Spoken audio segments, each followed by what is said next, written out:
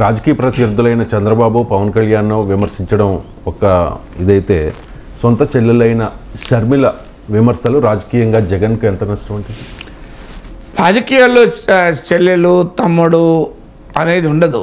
రాజకీయాల్లో ఉండేది రాజకీయాలే.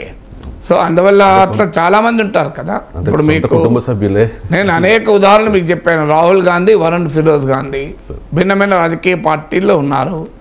స్టాలిన్, అలగిరి భిన్నమైన రాజకీయ అలగిరి ఇప్పుడు డిఎంకేలో ఉన్నాడు, లేనట్టే ఉన్నారు. సో ఒకే పార్టీలో ఉన్న తేజస్వి యాదవ్ ఆయన బ్రదర్ భిన్నంగా ఉన్నారు.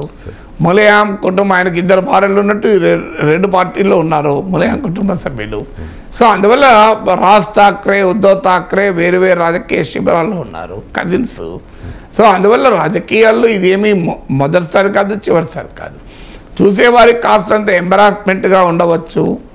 ఎందుకంటే చెప్పడానికి ప్రత్యర్థులకు ఆయుధం కావచ్చు. చూడు మీ చెల్లె చెప్తోంది అని.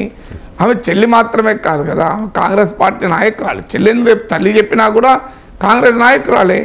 కాంగ్రెస్ పార్టీ నాయకురాలుగా చెప్తున్నప్పుడు సహజంగానే జగన్మోహన్ రెడ్డి వైపు నుంచి ఆ వ్యతిరేకత ప్రశ్న వస్తుంది కదా. ఇవాళ కాకపోతే రేపైనా జగన్ మాట్లాడాల్సి వస్తుంది. ప్రత్యక్షంగా కాకపోయినా పరోక్షంగా రియాక్ట్ కావాల్సి వస్తుంది కదా. అందువల్ల ఎవరి రాజకీయ ప్రయోజనాలు వారివి.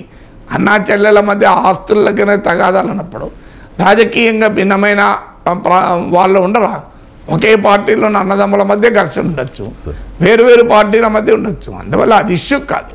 కొంత మనకు సెంటిమెంటు, ఎంబరాస్మెంటు, ఎమోషను ఇవన్నీ కలగాబులుగా ఎవరికి అనిపించచ్చు. కానీ after all it is politics కదా.